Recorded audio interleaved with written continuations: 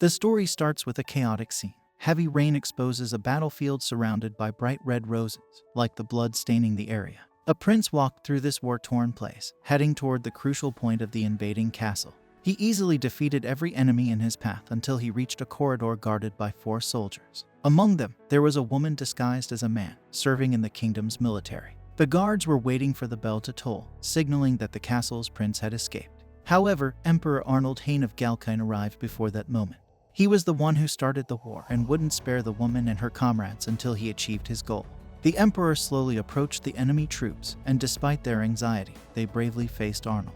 However, just as effortlessly as before, he defeated them one by one until only the woman remained.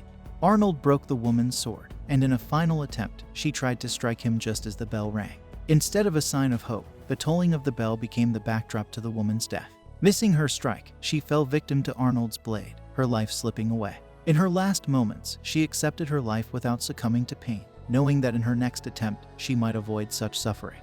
After her essence merged with the infinite ocean of existence, Rishimgard Wurtzner found herself facing Prince Dietrich once again. She was pledged to marry him, but he was publicly humiliating her, calling her a schemer undeserving of someone of his class. He annulled the marriage before the crowd, but Rish remained unfazed, accepting her fate calmly. This angered the prince, but Rish had lived through this scene many times before and was no longer affected by baseless insults from a spoiled individual like him. However, she remembered a time when she wasn't as mature. The first time her fiancé broke up with her in front of the kingdom's nobles, she felt embarrassed in front of Prince Dietrich. She was accused of various crimes in front of everyone and banished from the realm forever. On that same night, her parents, who were part of the Wurtzner family of dukes sworn to the crown, couldn't forgive their daughter's betrayal. So, in addition to being kicked out of the kingdom, she also had to face rejection from her own family. She wandered aimlessly, with only the clothes on her back, through the dark and lonely night. She walked away from the extravagant wealth of the bourgeoisie,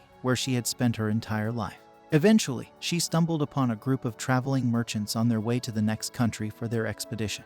The leader of the group was a kind-hearted man who decided to invite the lost girl to travel with his comrades. One of the companions wondered if it was a good idea, as beautiful women like her could be more trouble than the cargo they were used to carrying. Although amused, the leader, Tully, was more intrigued by the girl's silk dress, which shimmered brightly even under the moonlight.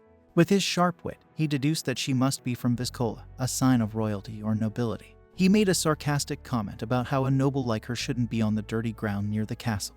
Instead of being bothered by the taunt, she regained her composure and offered to sell a precious ring to the merchants. This audacious move brought a spontaneous smile to Tully's face, and soon, Rishi found herself inside the caravan with the merchant. As they sipped sake, they talked about their passion for their work, how they cherished the goods that ignited their hearts and could evoke the same feeling in buyers. It was this deep connection that gave the merchant's name a good reputation and ensured their business made a profit. According to the leader, this was the motto of the area trading company. These stories sparked a fire in young Rishi's eyes. No longer bound to the fate of serving egocentric princes as a luxury servant, she decided to begin a new chapter in her life by joining the traveling traders and becoming a merchant.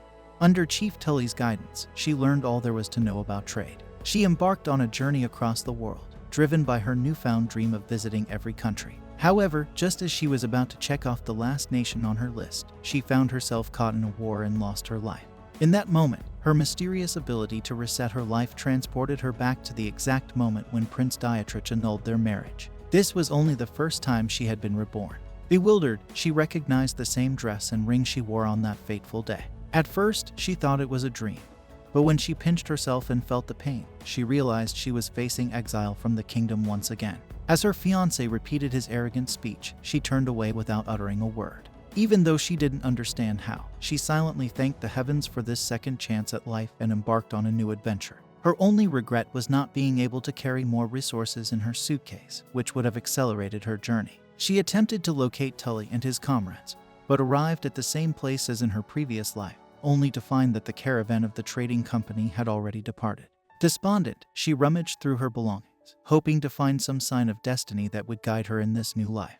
Eventually, she discovered a gift her grandmother had left her long ago, an illustrated book of foreign medicinal plants. Unlike her first life, Rishi now had the means and the time to return to her quarters. She used everything she could sell to cross the sea and study medicine. In her new pursuit, she delved deep into the knowledge of medicinal herbs, combining it with the business acumen she had gained in her previous life on Earth. Rishi became a successful healer, sought after to treat members of the high courts in distant realms, including Prince Kyle from a country in the far north. However, just like the first time, she found herself ensnared in another war and lost her life again. Yet, with each rebirth, Rishi's maturity continued to evolve, layer by layer, as she returned once more to the moment of her exile by Dietrich. Rishi, filled with disdain, bids farewell and embarks on her new journey with determination and careful planning. In her second life, she immerses herself in the study of a specialized field and becomes acquainted with a brilliant scholar, Dr. Michael Evans. When they meet, Rishi realizes that she knows Dr. Evans from her previous life. The two scholars collaborate on important research projects, and Rishi gains a fresh perspective on the past through their dedicated work together. With this newfound knowledge, she eventually parts ways with her mentor and continues her research independently. However, once again, her life is cut short by war, marking her third death. In her fourth reincarnation, she serves as a maid in a duke's mansion. And in the sixth, she disguises herself as a man and becomes a knight, participating in numerous battles. Throughout each of her lives, Rishi finds fulfillment and motivation in seeking new experiences and knowledge. However, no matter the circumstances, she consistently faces death every 5 years, whether by the blade of a sword in a brutal conflict or from the toll of excessive work. Determined to break this cycle and ensure a long and prosperous life, Rishi decides to change her routine. She alters her route from the palace to the street, hoping to change the course of her destiny. Instead of leaving through the main entrance, she opts for a different path that takes her behind the mansion. However, on her way, she encounters a man who sends chills down her spine. It's Emperor Arnold Hine. When she hears his full name and noble title, she finds it odd that he is known in lands he has never visited. To conceal the fact that she has already been killed by this man, she responds by saying that Arnold's reputation precedes him, and some inhabitants of the kingdom are aware of who he is. Despite this, Rishi was unaware that Arnold's father was still alive, which meant that Arnold was only the heir to his lineage, not yet the ruler. She couldn't come up with a convincing excuse quickly enough, so she decides to apologize for the inconvenience and bids farewell to the noble. She takes off her shoes and jumps from the second-floor balcony, but luckily, she escapes serious harm from the fall and gets up without major issues. She breaks the heels of her sandals in the process and prepares for a long walk ahead. Arnold, who observed everything, becomes enchanted and curious about this eccentric maiden.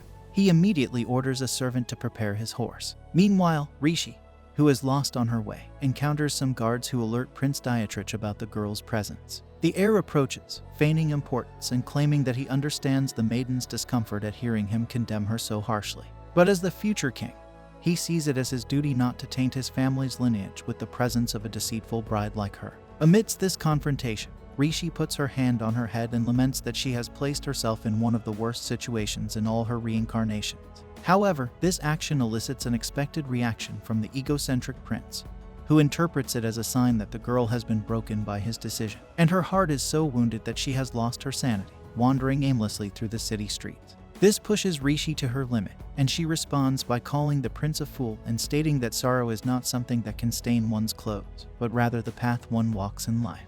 She emphasizes that she is not saddened by the broken engagement. Her serious and direct demeanor leaves the prince in despair, causing his mask to slip as he realizes that Rishi has no consideration for him. This revelation makes those around them notice that it is Dietrich, not Rishi, who is being rebuked. Hearing this, the prince turns to his subjects in a fit of rage, demanding respect. However, Rishi calmly interrupts and reminds him that his role is to uplift the people, not to treat them however he pleases. She goes further, emphasizing that Dietrich is doing her a favor by allowing her not to have to look at his face ever again. Just as she is about to deliver the final blow, a young maiden named Marie intervenes, taking Dietrich's side and telling Rishi to stop bothering the beloved Prince Dietrich. With this, the prince becomes more determined to continue his little show. He points his finger at Rishi and claims that he could never get involved with a woman who disturbs a perfect maiden like Marie. However, Rishi doesn't back down and reaffirms her commitment to fulfilling the annulment agreement. She makes it clear that she will never cross paths with the prince again, but she wants everyone to know that it doesn't bother her at all. She used to think her worth was only tied to the chance of marrying a prince, but life has taught her that true fulfillment comes from her own achievements and efforts. Rishi also mentions that, despite any lies Marie may have told to incriminate her, she holds no anger towards the girl. She understands that Marie schemed all of this to marry the heir to the throne. However, she emphasizes that since this future was not even desired by herself, it holds no meaning for her. She acknowledges that sometimes it's necessary to yield to family wishes, but she believes that taking actions on her own is essential to feel complete as an individual. Having achieved her goals, she leaves the room. Dietrich follows her, ordering his guards to apprehend her. In a surprising move, she grabs her ex-fiancé's sword and attacks a man she perceives as a threat right in front of her. This man turns out to be Arnold once again, and he questions where she learned to do such things. The surrounding population is filled with fear and apprehension, as Arnold is known to be capable of decimating entire battalions without assistance. Rishi knows that her 6th reincarnation ended at the hands of this man, and that he will one day cause a world-spanning war, ultimately leading to her death. However, Arnold surprises everyone by dispelling his reputation as an ill omen. He kneels before Rishi and apologizes for his rudeness upon arrival. He asks Rishi for the honor of making her his wife. This brings an end to our episode, but don't feel bad as we will be. Arnold really tries to win Risha over, but she quickly says no. The tension is high, but Arnold just starts laughing, which confuses everyone, especially the other guy who likes Risha, Prince Dietrich. The prince is shocked to see his old girlfriend getting a marriage proposal right in front of him. Risha, feeling hurt and angry, wonders how Arnold, who had caused her so much pain, could dare to propose to her. At this moment, the king arrives in his fancy carriage. He's really angry with his son for messing up things with Risha and breaking off their previous engagement in such a mean way. The king thinks Risha should consider Arnold's proposal again. Arnold makes it clear that their past issues shouldn't create problems between their two kingdoms. Then, Arnold asks to talk to Risha alone. The king encourages Risha to hear Arnold out. Alone together, Arnold admits he's deeply in love with her. Risha is skeptical, thinking it's all just a play for power, but she knows she would have jumped at the chance to marry him in the past. But now, Risha has experienced so much more of life and knows there are many other choices. She's hesitant to marry Arnold, especially since he's been involved in wars and seems like a tough person to live with. So, she decides to see how serious Arnold is by making some demands. First, she wants her favorite trade company to handle all the wedding preparations, and Arnold agrees. Then, she asks for a private area to meet with people from other countries, which Arnold also agrees to since it's part of her role. Third, she wants to live separately from the emperor, and Arnold is okay with this too. The biggest thing Risha asks for is the freedom to go wherever she wants in the castle. She also insists that Arnold must not touch her. Arnold thinks these demands are a bit much. In the end, Arnold accepts all her conditions and takes his new fiancée to his kingdom, ready to start their life together under these new terms. On the way, Rishi has her time to develop the skills she acquired in her past lives. However, at a point in the journey, Arnold extends his hand towards Rishi. She reminds the young man that she demanded he not touch her, but he reassures the situation, saying he's just trying to retrieve the sword she slept on. Upon looking at the weapon, the girl wonders how she could have slept on the sword that impaled her previously. Next, Arnold informs her that he has scheduled a meeting with the trade representative Rish indicated, the area company. Since this company has managed to attract many clients around the kingdoms, Arnold asks if Rish has done business with this company, but she responds that she only heard that they have good products. Internally, she knows she wants to maintain contact with Area to develop her trading skills and reconnect with her friends, but she keeps this to herself. Also within her thoughts, Rishi notices the imposing beauty of her fiancé, and as she was looking at him with that admiring expression, he asks what's going on, but the suitor pretends that nothing is happening. At that moment, a group attacks the noble carriages, and Arnold instructs his fiancé to stay inside. Despite their request, Rishi is no tame animal and decides to open the carriage door with the hairpin she was using. Stepping out, she faces the conflict, with men dying in front of her. After the victory of the defense convoy, Arnold is nervous about having to face the enemies personally, so he orders the survivors to be captured. However, despite the battle being violent, Rishi notes that no bandit was eliminated. Unfortunately, one of her fiancé's soldiers was injured, and upon examining the sword that hit him, Arnold sees that there is poison in the body of his warrior, and orders his subordinates to tie a band as close to the heart as possible, and then sup the poison out. Sting the sword, where she analyzes that the poison was made from carotid grass and indigo mushroom. As the situation is delicate, the leader orders them to return to a hunter's guild. On the way, it may have the antidote at hand.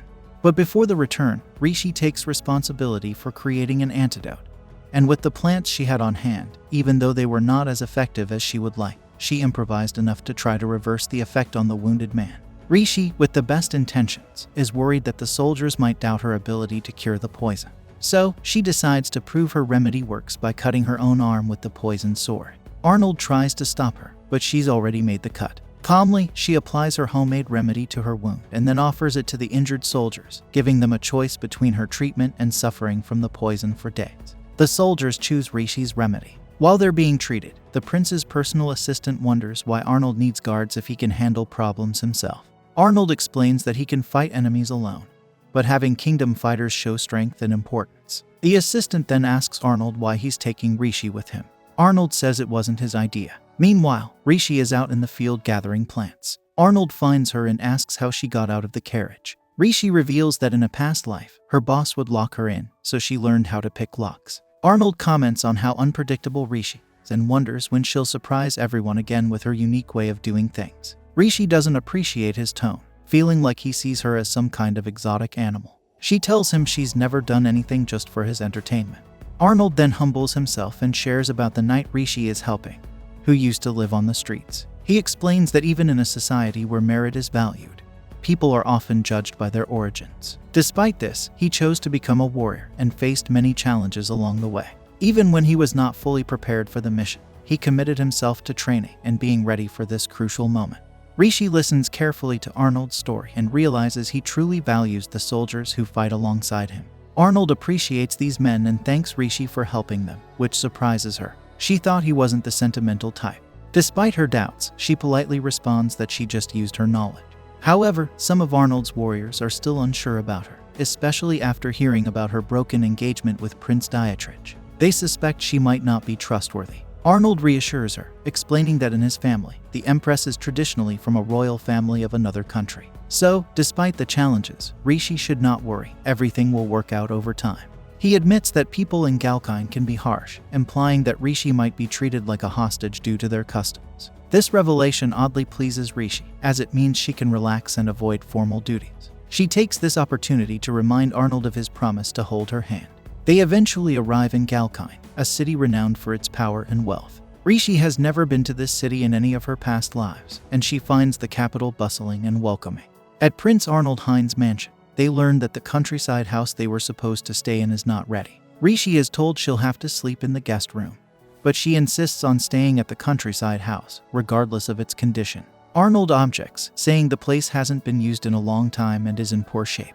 Rishi, determined, says she doesn't mind and reminds Arnold that she's a hostage in this situation, so he should treat her as such. Arnold is puzzled by her amusement with this idea. When they get to the countryside house, Rishi sees it's dirty. She uses her past life experience as a servant to start cleaning, asking the guards just to move the furniture. While cleaning, Rishi remembers a troubling thought. Arnold will eventually kill his father, the Emperor of Galkine, leading to war. She feels a strong need to prevent this, as all her past deaths are linked to war started by Arnold.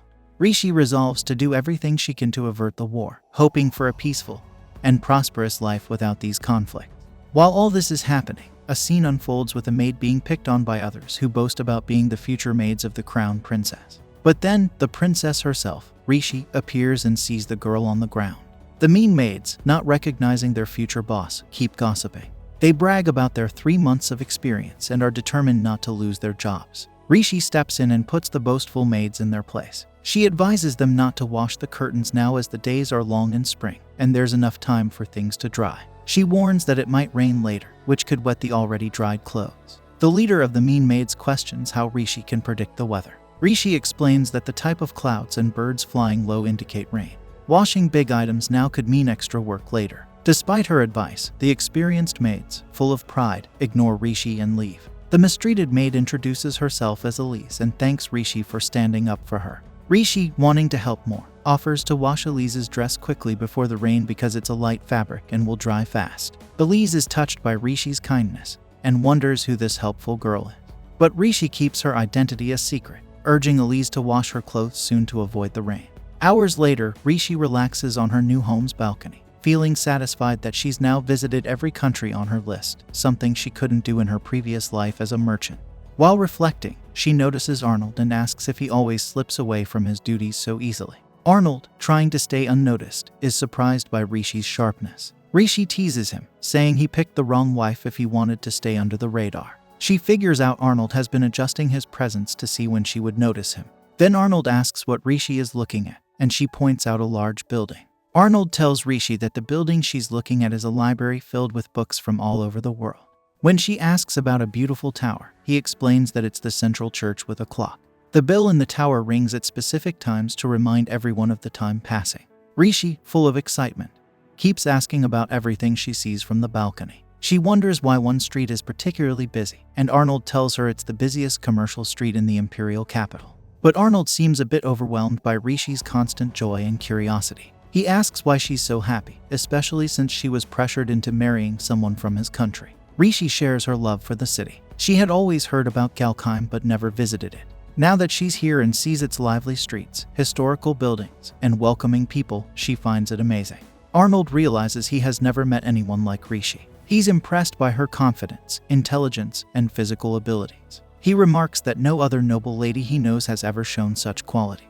This comment reminds Rishi of her mother, who used to say Rishi, as a duke's daughter, only needed to marry well and have children. Feeling emotional, Rishi speaks up, asserting her independence. She describes herself as an adventurer exploring life's mystery, valuing personal achievements over social status. Arnold agrees with her and promises to support her. As he prepares to leave, Arnold suggests Rishi make another request since he broke his promise not to touch her. This leaves Rishi thoughtful, wondering if Arnold might have ulterior motives she hasn't yet realized. The next day, Rishi wakes up in her fancy room. That's when Oliver, who works for Prince Arnold, comes knocking. He's sorry for disturbing her so early, explaining it was the only chance he had to step away from the prince's busy schedule. Oliver looks surprisingly well despite the prince spending the entire night dealing with issues from his hermity trip. The whole hustle is about their upcoming wedding. Rishi feels guilty for all the trouble, but Oliver quickly reassures her, mentioning that Prince Arnold wasn't planning on getting married until he met her. Rishi gets curious about how long Oliver has been with Arnold, and learning it's been a decade, she probes for the real reason Arnold chose her. Oliver admits he's not sure why, but he's seen genuine joy in Arnold's demeanor around her. Rishi feels like she's just part of the wedding arrangements, but Oliver's laughter at her comment worries her. Then, Oliver gives her a guest list for the next night's big event, featuring important figures like Princess Harriet, Duke Jonal, and Prince Kyle. This detailed glimpse into a day in Rishi's life paints a picture of the complex emotions and political intrigue surrounding her engagement to Prince Arnold. The night before the big event, Deanna, the head maid, is busy getting her team ready. They're all feeling the pressure to perform flawlessly on such a significant occasion. At the same time, Rishi goes to see Arnold, her fiancé, to talk about something important. She's come up with a request for Arnold, something he encouraged her to think about during a previous conversation. Rishi wants to choose her own maids, a wish Arnold immediately grants. However, he soon realizes Rishi doesn't have all the details about the upcoming party. Arnold explains the party's true purpose. It's officially to search for a wife for him, a show for the public. Despite Rishi's role as more of a political pawn than a bride-to-be, she's not offended. Instead, she boldly suggests that Arnold should go ahead and introduce her as his chosen partner at the party. The celebration is extravagant, far beyond what Rishi was expecting, though Arnold assures her it's modest by royal standards. As they mingle with the guests, a father introduces his daughter to Arnold, seizing the chance to share tales of his adventures. This sequence highlights the complex dynamics at play in Rishi and Arnold's relationship, setting the stage for further developments in their story. Arnold dismisses the idea of sharing any significant tales from his travels, focusing instead on his joy over finding Rishi, the woman he wishes to marry. This unexpected announcement stuns everyone, drawing all eyes to Rishi. Despite being the center of attention, Rishi, who has faced public embarrassment during a previous marriage debacle, handles the situation with grace and wins over the guests with her poise. As an outsider unfamiliar with the local nobility, Rishi finds herself in a unique position. Arnold encourages the guests to warmly accept her into their community. Walking through the event with Rishi by his side, Arnold makes a bold statement about his commitment to her, emphasizing his readiness to defend her at any cost. Rishi reflects on Arnold's protective declaration, recalling a time when he was the one who ended her life. She jokingly remarks that Arnold might be the most formidable person there, attributing her comment to their disparity in sword-fighting skills rather than any past aggression. Arnold, intrigued by Rishi's challenge, offers to test their skills against each other. Seizing the opportunity, Rishi asks Arnold to personally train her in swordsmanship. Arnold is taken aback by her request, but is secretly impressed by her unconventional approach. Rishi, for her part, aims to master the technique Arnold used against her in their previous encounter, hoping to discover a way to protect herself if the need arises again. As the music plays, Rishi and Arnold share a dance, and Rishi finds herself reflecting on their past life battles. These thoughts prompt her to test Arnold's character, wondering if he still possesses the same authoritative nature or if he's become more tender-hearted.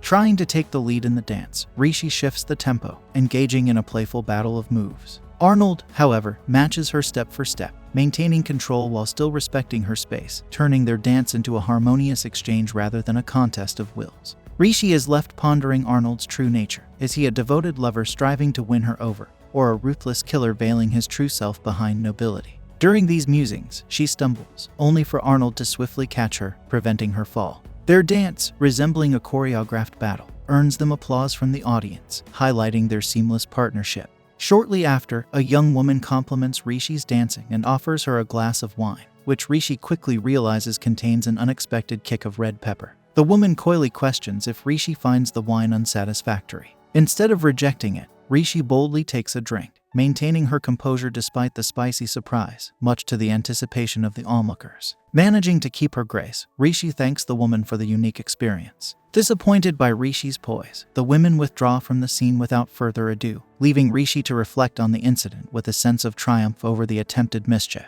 After the party ends, Rishi Weitzner is still enjoying her wine when Arnold comes over to check on her, noticing the spicy scent. Rishi acts unfazed, saying she couldn't pass up trying such a unique flavor. Arnold, with a hint of warning in his voice, suggests she should stop drinking it.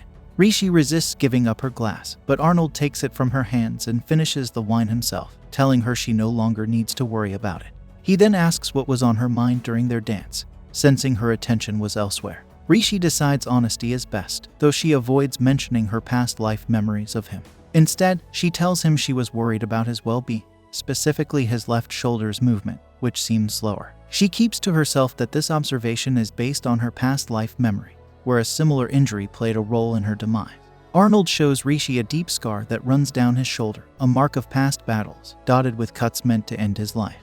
Rishi, curious about the story behind these scars, gets no answer as Arnold brushes off her question and leaves, saying he feels a chill. The next day, the castle is buzzing with maids hoping to be selected to serve the new princess. Despite their efforts, Diana, the head maid, remains unimpressed, pushing them to perfect even the simplest tasks like folding sheets, hinting that only the best will serve the prince's bride. Amidst the hustle, Rishi steps in to help, unrecognized by Diana, who makes a snide comment about her willingness to work without pay. Diana then announces that assisting with the incoming tablecloths for the country house could improve their chances of selection.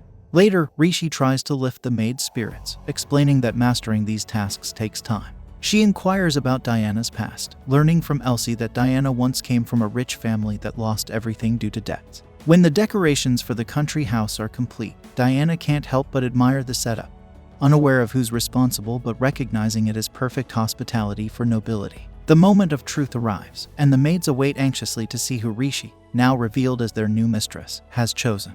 With a dramatic entrance, Rishi identifies herself as Rish Ernbard Weitzner and selects Margaret, Elsie, Nicole, and Amelia as her personal maids, leaving Diana and the more experienced maids in shock. Diana can't hide her frustration, arguing that their experience was overlooked in favor of the newcomers. Oliver starts by telling Diana off for not showing respect, but Rishi decides to handle the situation herself, and ends up firing Diana from her job. Rishi then asks Diana if she was always good at her job from the start or if she had to learn everything like everyone else. Diana admits that it was hard in the beginning because she wasn't quick to learn, and the experienced maids wouldn't help her. Despite these challenges, Diana became a top maid, though she acknowledges she might have held back others to keep her status. Diana shares her story of coming from a rich family that lost everything, which left her alone and unprotected. This background made her competent, but also led her to block others' growth to stay on top. Diana breaks down in tears, and some of her colleagues defend her to Rishi, saying she's a very skilled maid. Hearing this, Rishi decides not to fire Diana, but instead announces that the country house will turn into a training center for maids, where they will also learn to read and write.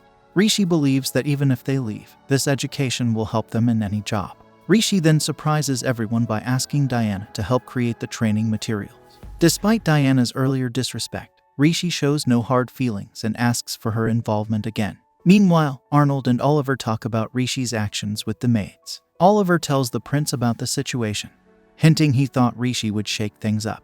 Arnold makes it clear he didn't bring Rishi to their world for the empire's or family's gain, but for reasons beyond that. Rishi and Diana work together to pick out the first set of words for the maids to learn, focusing on things like kitchen tools. They think learning to write about everyday items will show the maids why reading and writing matter so much. Diana finds she likes teaching. Then, Elsie helps Rishi get ready for an event that evening. Rishi picks out her favorite dress and asks Elsie to do her hair nicely. Elsie wonders why Rishi is dressing up so much just to meet a new merchant.